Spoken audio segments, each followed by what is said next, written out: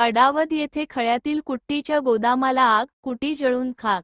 अडावत तालुका चोपडा येथील पाटाजवळ मदनी नगर परिसरालगत असलेल्या राजेंद्र पंढरीनाथ पाटील यांच्या खळ्यातील कुट्टीच्या गोदामाला आग लागून मोठे नुकसान झाले. या आगीत खळ्यात साठवून ठेवलेली कुटी जळून खाक झाल्याची माहिती नागरिक यांनी दिली.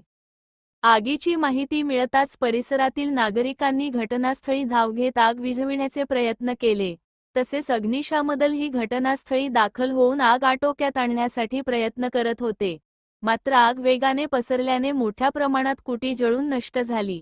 सुदैवाने या घटनेत कोणतीही जीवितहानी झाली नाही. आगीचे नेमके कारण अद्याप स्पष्ट झाले नसून या आगीत शेतकरी राजेंद्र पंढरीनाथ पाटील यांचे मोठे आर्थिक नुकसान झाले. काय सांगणार या ठिकाणी शेतकऱ्याच्या खळ्यामध्ये कुटीला आग लागलेली आहे?